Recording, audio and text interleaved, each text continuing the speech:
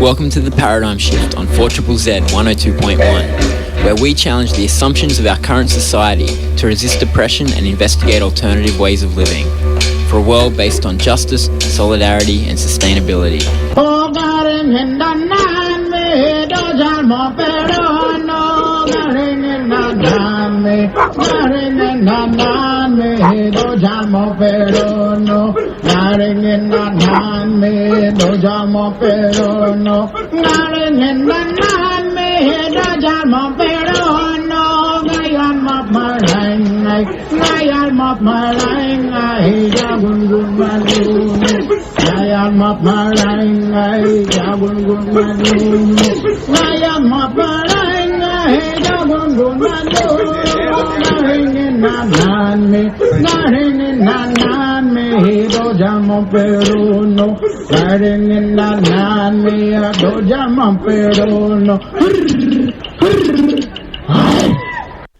Welcome to the Paradigm Shift on 4ZZZ podcast.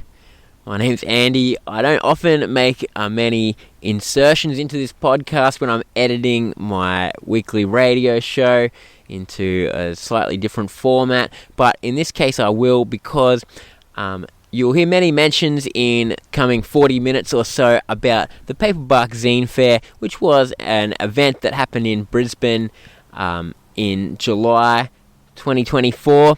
But when you are listening to this in the timeless realm of the internet, it will not be an upcoming event happening the day after the show, which it was when it was first broadcast.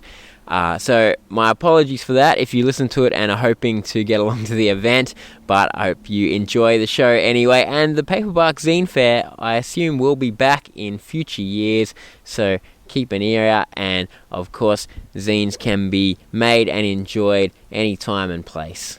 On this show, we're going to be talking about the Paperbark Zine Fair. It is a celebration of self-publishing and of little bits of photocopied paper, and there will be around 40 different stalls of people who have made their own zines, and there will be a very wide variety of publications. And so today we're going to investigate a bit about zines and their significance. I've got interviews with three zine makers. One is Asger, who will be there distributing anarchist zines. And we'll talk about the sort of history of anarchism and self-publishing and why this medium has been such a useful way of spreading radical political ideas. I also will speak to Bianca, who makes a weekly zine. We'll talk a bit about the practice of cranking out a zine once a week. And also, she has recently studied the history of Queensland queer culture and zine making, and so we'll learn a bit about what she discovered through that. Again, ideas that are outside of the mainstream and that are often deeply personal and sort of maybe too personal for the slick, more commercial-oriented media, and certainly outside of the mainstream. Traditionally, queer culture has a strong history of zine making. And also we'll speak to Emily, the author of the Gutter Slug zine, about the way that zines empowered her to share her stories as a young woman growing up in youth shelters and then sort of hoboing around the country and the world, and the importance of zines to her. So plenty of different viewpoints on this simple medium, and there's plenty more as well. These ones are the ones, I guess, that have some kind of social political relevance that fits with the paradigm shift, but of course people write or draw or create for all kinds of different reasons. And the beauty of something like a zine, which is purely DIY, self-published, easy and cheap to make and distribute, is that you can do whatever thing you want to communicate with the world. Nobody's stopping you. You go out and make it. And so it bypasses all kinds of things, of the censorship of government or social mores. It bypasses the commercial imperative that dominates so much of our media.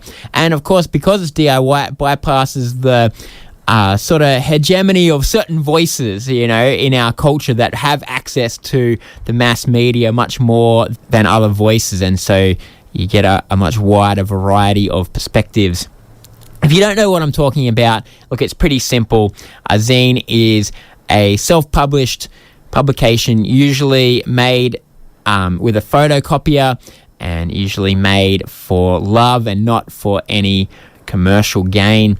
And yes, as I said, there'll be plenty of examples tomorrow.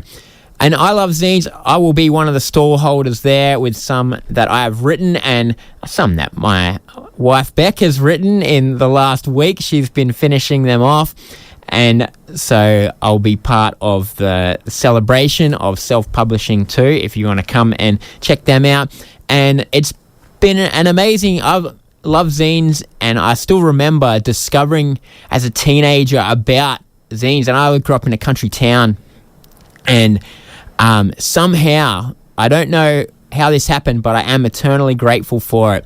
In my high school library, somebody had purchased a compendium of the San Francisco punk zine Search and Destroy, a 1970s punk zine, and it's very DIY photocopied pages were there in this book, like a kind of beacon to myself about a whole other world that was possible, other worlds of music and publishing and politics as well. And I do remember reading 70s punk band The Dills discussing Marxism and discussing political ideas, and I can still remember it now. I was in high school at the time. It was a long time ago.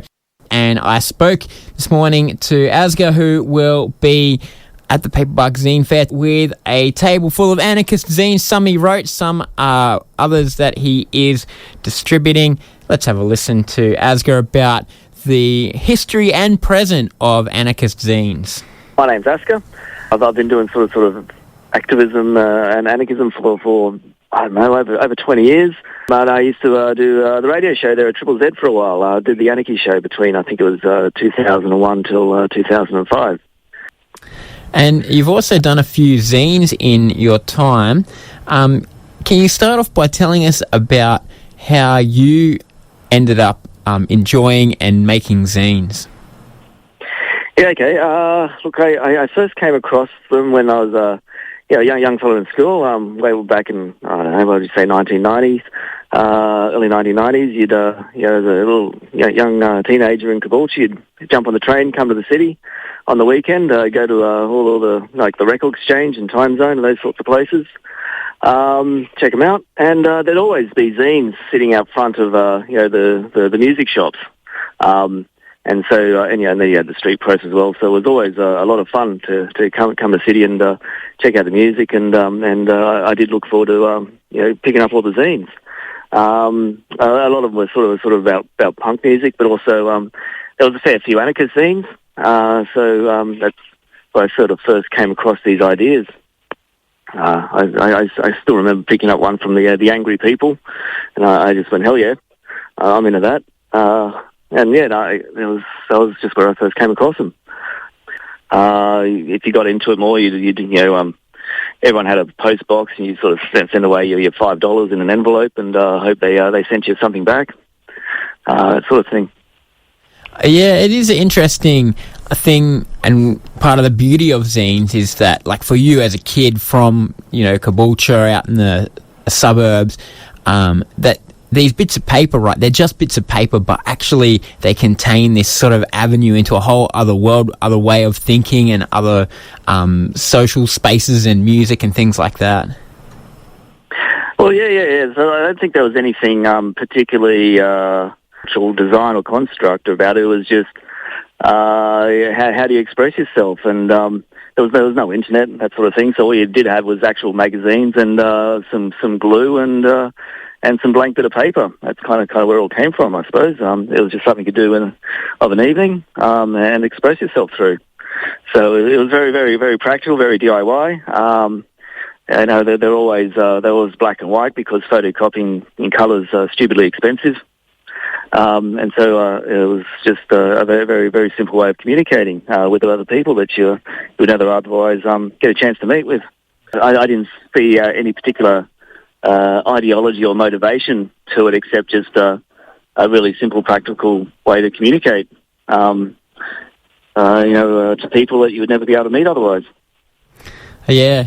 There is, though, a long history of zines and anarchism, and you will be at the Paperbark Zine Fair tomorrow. You'll be one of a handful of anarchist individuals or groups, actually, who will be bringing a kind of anarchist zine distribution. Do you want to talk a bit about why you think there's a good fit between anarchist politics and zine making? Well, yeah, like I said, this was actually where I first got exposed to sort of anarchist ideas. It was through the punk scene and the zines. It's not like you went down to the library to check out these books unless you've heard about them in the first place. So that's where it first piqued my interest, and from there you sort of you dig up more information and talk to more people and refine your ideas. So, like I said, it was really grassroots way to spread this philosophy. And so the philosophy fits because simply it is non-hierarchical. It's do-it-yourself. It's grassroots-based. You're not being under the pressure from an advertiser or the need to sell. So you don't have to have your ideas checked by the corporate commoditism. Or any of those sorts of sort of external pressures. It's absolutely a free expression, and so in those ways, the ideology sort of goes together. It's not even being edited by the central party committee for your ideas. It's and then that's why it's really attractive. It's very individual based, and as you put your ideas out, it sets up for a communal conversation. People write zines in response, or that sort of stuff as well. So I think that's where the fit is. It's something that you have control entirely over yourself. It's something you can do with a small collective of people to cooperate with, and it's entirely self-publishing. I think that's where the main ideas sort of fit together there. And I guess anarchist politics has always had a tradition of self-publishing. If you look into Alexander Berkman and Emma Goldman, they were always running around to collect enough money to put out the next newsletter, that sort of stuff. It is a tradition. In this case, it's a different style, I suppose, to a self-published newspaper. But that's just what you did to get your ideas out. There's another interesting correlation, I guess, but an anarchist critique of intellectual property or copyright and things like that, and the fact that zines are so easily replicable. And that's an interesting thing as well, I guess, that a lot of the time if you're making zines and political zines, there's an open invite for people to reproduce these themselves because it's so easy to.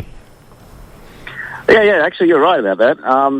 I've got this huge zine collection under my house of things I've just collected over the last 20 years, and I do like to pull out the ones I find interesting and photocopy them and share them around. No intellectual copyright on there. It's just something I like to do for myself, and that's where a lot of the content for tomorrow is going to come from, just things I'm going to rip out from under the house and photocopy. So in that way, it's self-replicating if you want it to. If you find something that you think is worth sharing, then you just keep photocopying it and handing it around. And tomorrow we will be at the Paperbark Zine Fair, where you can come and get a lot of anarchist zines and, of course, all manner of other genres and styles. What for you is important about having these big events where people come together and share their creations? Yeah, look, it is just the social aspect of it, having people you can talk to face to face around a common theme. I know there's a big culture of sharing zines. So you take your zine that you made yourself, and you share it with other people, and they give you your zine back. It's not meant to be a monetary thing. It's just where we're sharing ideas. This is mine. This is yours. Let's go forwards and backwards. And in the way things have changed socially, I guess, in the past 20 years because of technology, it's a bit more unique and special to have that face-to-face sort of interaction with just random people. a lot of people just do all their arguing on Twitter and Facebook and all that sort of stuff, and it's a way to, I guess, become more alienated from one another. Yeah, just the simple act of getting outdoors and getting in public space and getting with each other and having a big discussion is one of the principles of direct democracy, really. It's the ability to get into a public space and debate with the other people. So this is a unique opportunity to do that, I'd say. All right. Well, thanks very much, Asger, and we'll see you tomorrow at the Paperbark Zine Fair. All right, awesome. I'll see you then. Bye. We were speaking with Asger about anarchism and zines, and he will be at the Paperbark Zine Fair.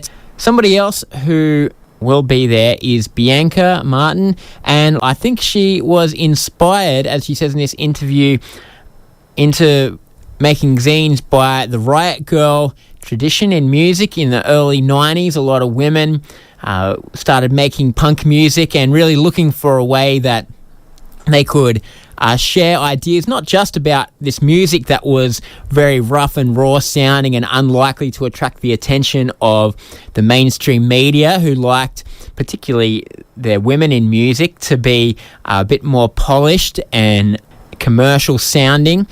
But also feminist ideas that were relevant to their lives, that they felt like weren't being given a voice either in mainstream media or in the alternative music world and the punk world. And part of the cry of the Riot Girl zine was girls to the front. This idea that women's voices, even in these alternative spaces, women's voices weren't heard. And so that is a great part of zine history. And as we will hear, it did inspire Bianca Martin, who has also been studying the way that queer sexualities and genders have been represented in zines in Queensland.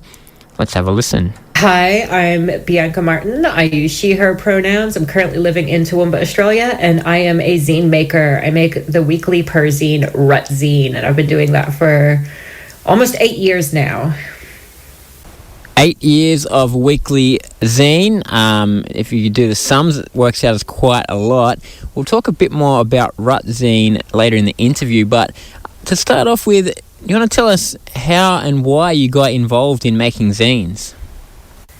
Yeah, it's a bit of a back and forth. I was living in Brisbane at the time, and I was wanting to be a writer, but I was having a hard time getting into it and getting published anywhere.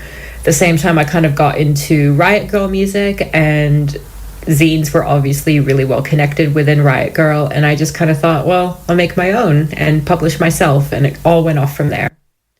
Were your initial ones related to Riot Girl style punk music, or what inspired the initial ones?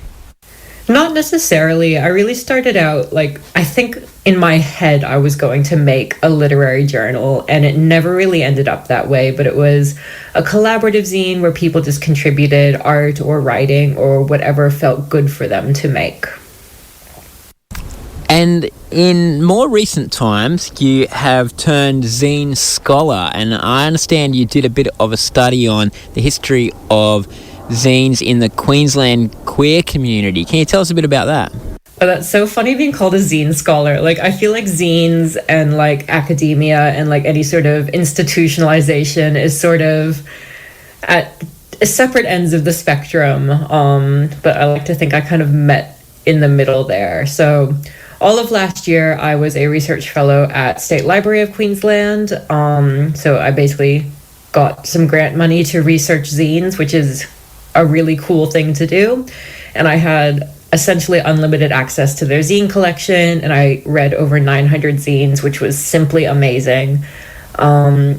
And I was just wanting to try and see what they had in their collection, what kind of representation they had for queer zine makers from Queensland. I mostly looked at 2000s onwards, and that's kind of when most of their collection was from. A lot of it was 2011 and that kind of era. And just making those connections to see, who was around and what were they doing and what did the zine scene look like in Queensland. It does seem like there is higher representation of sort of queer and gender and sexuality diverse voices in the zine world than there is in, I guess, other forms of media. Is that something you would agree with? Yeah, look, I hadn't really specifically thought about that. And, I don't know if that's just a matter of like being in the zine community more than anywhere else, particularly in like TV or film or something. But I also wonder if it's just a matter of like, I have always found the zine community to be a really safe and welcoming space. And perhaps that is also felt within the queer community. And that's where people feel really good about expressing themselves and making maybe art that sits on the margins like a lot of the queer community naturally does. Were there any discoveries that you made through your time studying those zines that you felt were really illuminating or really interesting? Oh, like so many, and in so many like different ways. Like even just seeing some really, not really old things, but like older things that I never thought I'd see in my lifetime, like the first ever issue of The Lifted Brow, but also just really looking at zines through a new light. Like I came across this amazing zine from maybe 2003 called Ugly Duckling, and it references so many like people who I know, but I don't know this zine maker, and I don't think they make zines anymore. And like just really trying to dig through that and understand like where this zine sat in the greater scheme of things was so exciting, as well as watching it change over the years, which is something I talk about a lot with other zine makers, and even in my own time of making zines of the last 10 or so years, and how they've really gone from, super black and white and barely legible to, quite amazing productions. Did you track down some of those zine writers as part of your project? I did, yeah. So the end result of my project, which, it was kind of self-directed, but I ended up making this mega massive zine called Connections Collections, and I interviewed 17 zine makers. And I knew about half of them, but half of them were sort of cold calls of like, hey, I'm this person and I swear I'm trustworthy. Like, would you like to talk about queer zines with me? And I've ended up making some really cool connections. Like I'm tabling with somebody at your zine fair on the weekend who I've never met before, but I met because I interviewed them for the zine. And it's really cool.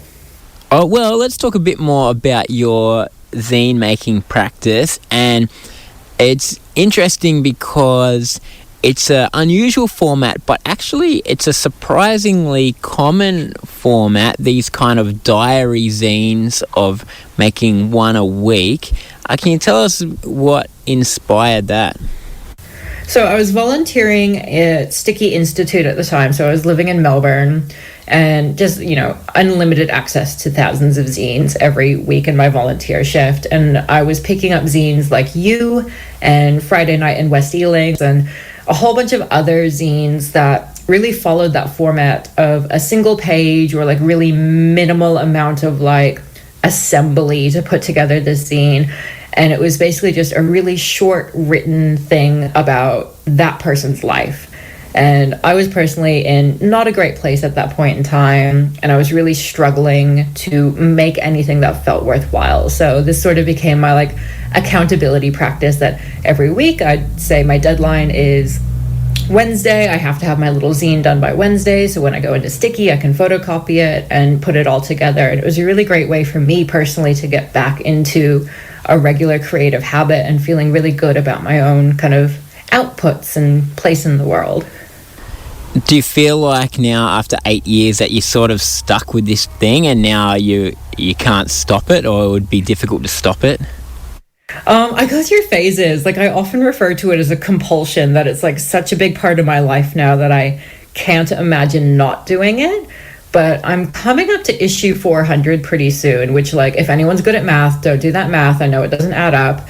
I did take some time off, but I was wondering, like, do I stop at 500? Do I stop at 1,000? Like, or do I just keep going? And at what point does this not become part of my life anymore? Which is, I don't know, big life thoughts with all capitals, which we don't want to go down that path. Well, you will be at the Paperbark Zine Fair on Saturday. what do you think is the importance of having these kind of events where zine makers get together and make a sort of communal space?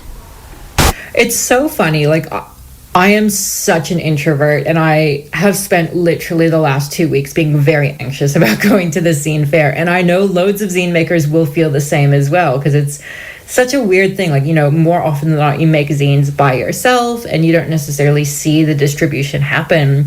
But it is so beautiful to be in that space and look around the room and see everyone else who feels a similar way that you do about something, and especially something that is not a really common thing to think about, like zines, right? It's this niche thing, and people, if they're not in it, they don't get it, they don't see why we want to do it, and just having that sort of unspoken agreement of like, we all do this thing and it makes us feel really good. Like, it keeps me going. Yeah, it's a very positive vibe in a zine space. Just the thing, there's a vulnerability about sharing, and then the response to that is a kindness, and so it just has this very positive vibe, doesn't it? Yeah, absolutely. I think you hit the nail on the head using that word vulnerability, and especially because so many people's zines do have a lot of their heart and soul in it as well.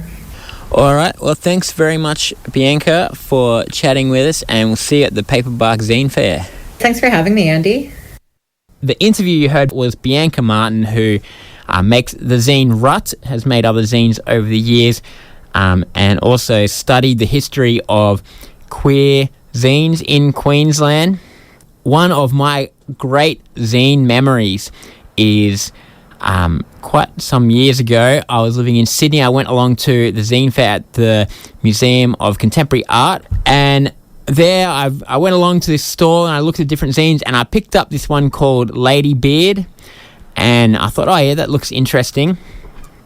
And I read, and it was actually the story of Bastian, who at the time was under a different name, but and growing up as a young woman with a lot of facial hair, and what that journey was like psychologically and also physically, the steps to try to remove this hair, and each one that wouldn't work would be more disheartening until coming to acceptance that it's okay, there's a variety of bodies in the world, and it's okay to have one that's got a few more hairs than the average, and certainly than the ones that you see on TV or in magazines or things like that.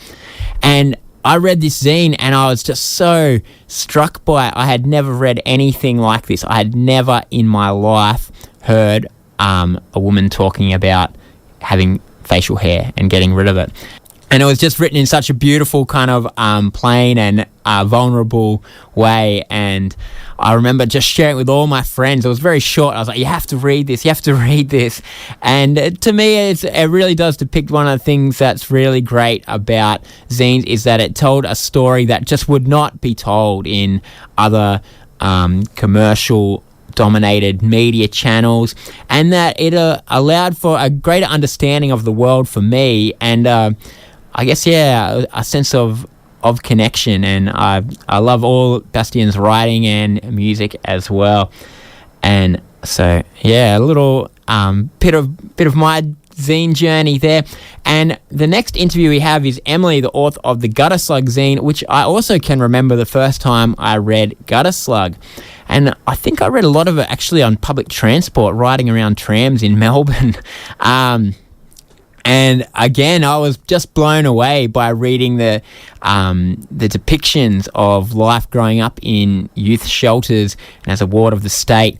And again, I remember thinking, I've never heard anything like this before. I've never heard these stories being told. And it was a real insight into that world. And so I did interview Emily, who will also be at the Paperbark Zine Fair tomorrow, about the importance of zines for her. Let's have a listen. Thank you for having me, Andy, being interviewed. I write Gutter Slug zine, which has been going for a good 17 years now, and it comes from southeast Queensland and my journeys and travels as a homeless woman that grew up in an orphanage. We'll talk a bit more about Gutter Slug and some of the stories in it, but I thought I'd start off by asking, how did you get involved in making zines? You started when you were very young. Yeah, I was at a bus stop in a regional town that I grew up next to, Toowoomba, and Jeremy from Bazoo Zine had dropped off, just randomly distributed some of the Bazoo zines into the bus stops, and I came across it, and it had content in it saying that being vegetarian is okay, and lots of interesting stuff about music and punk, and that was just unheard of back then. Wow. So yeah, there was nothing like that in the library or anything like that, and I was like, wow, it's actually all right to like think outside this conservative shithole town. That's amazing. Bus stop distribution. That's incredible. Yeah, it changed my life. And I ended up doing work experience with Bazoo. Set you on the path of a lucrative career of zine making, hey? Yeah, and I have not looked back. Yeah, so in Gutter Slug, across the different issues, there's been, I guess the first one was a lot about growing up in youth shelters and stuff. And then the second one was kind of these travel stories, hoboing around. And the third one was sort of, I guess, the things that go wrong on some of these travels or something like that. And so I guess they're different stories, definitely, to what's normally heard in the mainstream, and that's part of the beauty of zines. Yeah, what made you want to share those stories?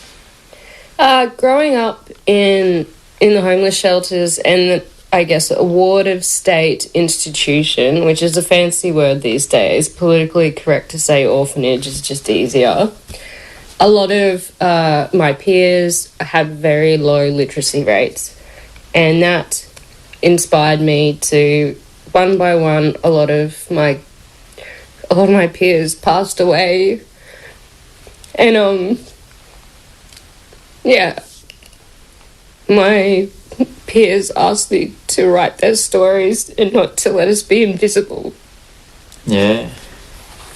I can't write their stories, but I can write about our shared experiences. Yeah, it is. It's such a powerful zine, Gutter Slug, and that first one, I remember reading it and just being struck by the fact that you didn't hear these voices and this perspective in the mainstream media at all. Yeah, and you're also silenced by so many like oppressive factors of like caseworkers telling you that they're covering up a lot of things that happen in these institutions, so you're left in a situation where you're not allowed to be able to express yourself, because when you do, you can be kicked out with a drop of an eyelid. So yeah, it doesn't take much if you actually are trying to articulate what is going on. And then the story, I guess the later ones that were more about these kind of travel stories and your adventures like around Australia and around the world. What made you want to share those stories? A feeling of that you can.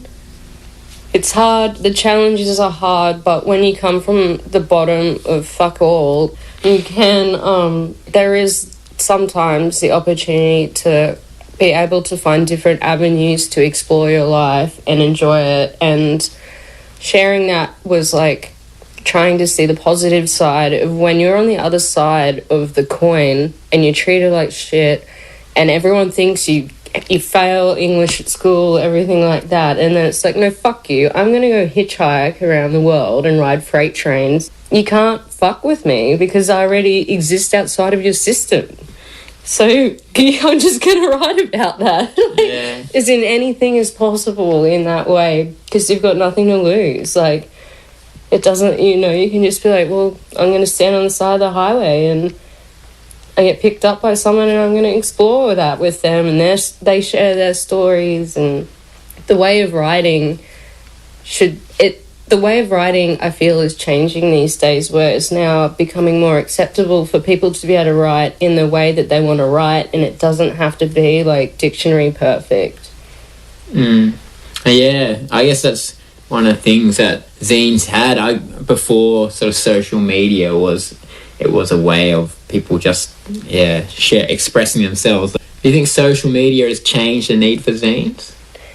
I do think so, but I am a dinosaur, so like, I am slightly outside of that vortex. But I think when someone's holding something in their hand, that's really powerful. Like when you're hitchhiking and you give someone your zine at the end of the ride and you're like, cheers for the lift and here's a copy of my zine. I've never come across someone throwing it out the window when they drive away. Yeah.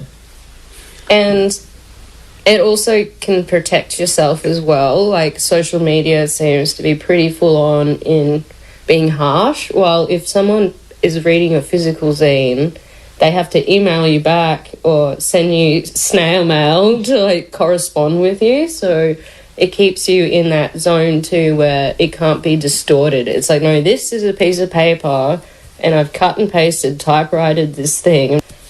I feel like it keeps you in a bubble and you can be in that control of being like, no. In social media, it seems like people can make lots and lots of comments without actually having the repercussions of having to actually own up, like, to what they've said to you.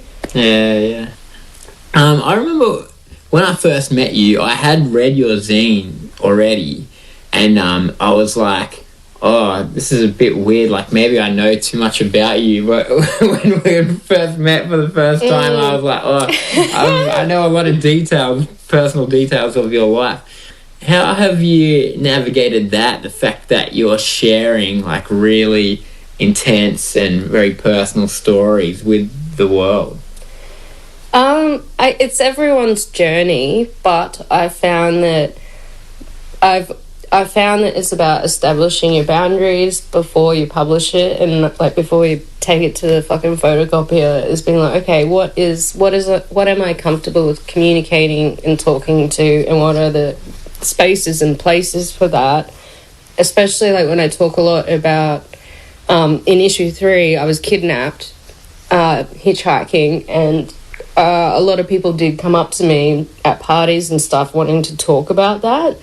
And it's about being able to assert, being like, hey, I'm willing to talk about this, but not right now, and just being upfront about that, because I put it out there in the world because there's a reason behind that, of like, it talks about the strength of like how to escape someone kidnapping you, and I think that shows the power of your brain. Like if you're like, no, I'm going to get out of this situation, I'm going to use every tool I have in my head and physically to escape.